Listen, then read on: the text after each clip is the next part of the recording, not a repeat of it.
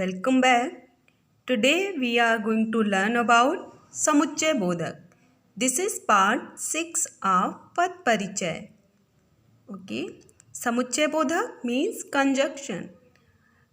ऐसे अव्यय शब्द जो दो या दो से अधिक शब्दों या वाक्यों या वाक्यांशों को जोड़ने का कार्य करते हैं, वे समुच्चय बोधक कहलाते हैं.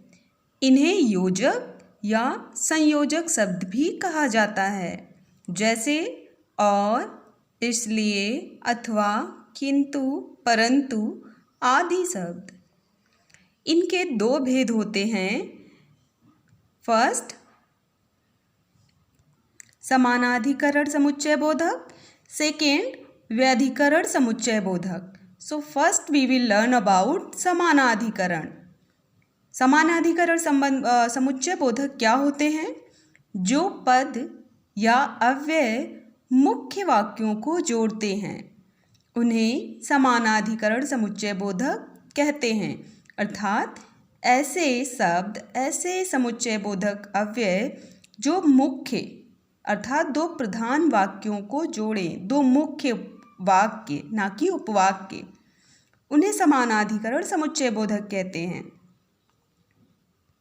अब इनके कुछ उपभेदों के बारे में समझेंगे. फर्स्ट, संयोजक. जैसे भी, व, और, तथा, एवं, ये शब्द संयोजक कहे जाते हैं. संयोजक अर्थात जोड़ने वाले. विभाजक. ताकि, या, चाहे चाहे. जैसे चाहे तुम जाओ, चाहे तुम्हारा मित्र जाए, या तुम ये कार्य करो या तुम्हारा मित्र करे. ओके. क्या क्या, न कि, नहीं तो, परंतु, तो, या, चाहे, अथवा, अन्यथा, मगर आदि शब्द विभाजक समुच्चय बोधक कहलाते हैं. उदाहरण, क्या स्त्री, क्या पुरुष, सभी खुश थे. नेक्स्ट इज विकल्प सूचक. या, अथवा, अन्यथा, कि. जब कोई विकल्प चुनना हो, दो में से किसी एक को चुनना हो, तब इस तरह के समुच्चय बोधक शब्दों का प्रयोग होता है. ठीक है. जैसे तुम बाजार जा रहे हो या मंदिर. नेक्स्ट, फोर्थ, विरोध सूचक, जो विरोध प्रकट करें. जैसे वरन, पर, परंतु, किंतु, मगर, बल्कि, लेकिन आदि. परिणाम सूचक. इसलिए, सो, इस कारण, अतः, अतएव, फलतः, परिणाम स्वरूप, अन्यथा आदि. फोर्थ, वियोजक. और, न. जैसे न तुमने और न तुम्हारे भाई ने मेरी मदद की. तो इस तरह से इसमें वियोजक है. वियोजक का मतलब अलग करने वाला. नाउ, व्यधिकरण समुच्चय बोधक. जो शब्द किसी वाक्य के प्रधान और आश्रित उपवाक्य को परस्पर जोड़ते हैं, वे व्यधिकरण समुच्चय बोधक कहलाते हैं. इसके उपभेद 4 हैं. फर्स्ट, कारण सूचक.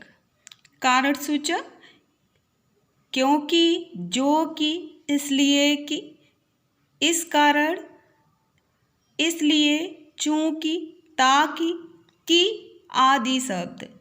ये सभी शब्द कारण बताने वाले हैं, इसलिए इनको कारण सूचक कहते हैं. संकेत सूचक, जो संकेत करें. यदि, तो, तथापि, जो, यद्यपि, परंतु आदि शब्द.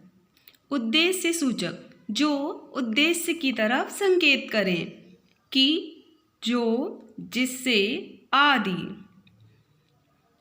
तुम कड़ी मेहनत करो जिससे तुम सफल हो सको. तो इसमें क्या बताया गया है कि कड़ी मेहनत करने का उद्देश्य क्या है? सफल होना है. इसलिए जिससे शब्द सफल होने का उद्देश्य बता रहा है, इसलिए यहाँ पे समुच्चय बोधक व्यधिकरण समुच्चय बोधक है.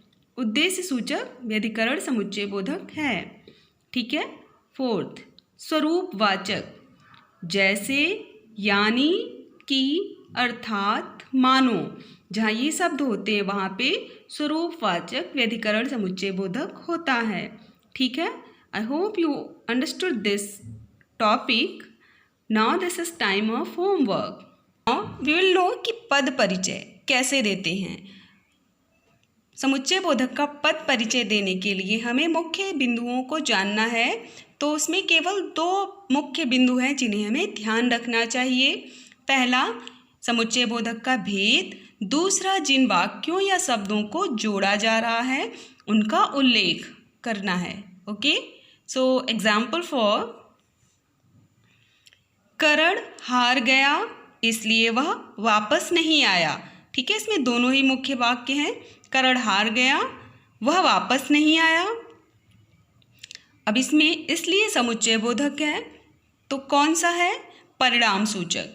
क्यों वापस नहीं आया? क्योंकि वह हार गया। ठीक है, इसलिए इसमें परिणाम बताया जा रहा है। परिणाम सूचक समानाधिकरण समुच्चय बोधक और 2 मुख्य वाक्यों को जोड़ रहा है। ठीक है, now we will know about homework. First question, समुच्चय बोधक के भेद व उपभेद लिखो। Here you have to write all kinds of समुच्चय बोधक and sub kinds of it. Question number 2, निम्न वाक्यों में समुच्चय बोधक शब्दों को रेखांकित करें।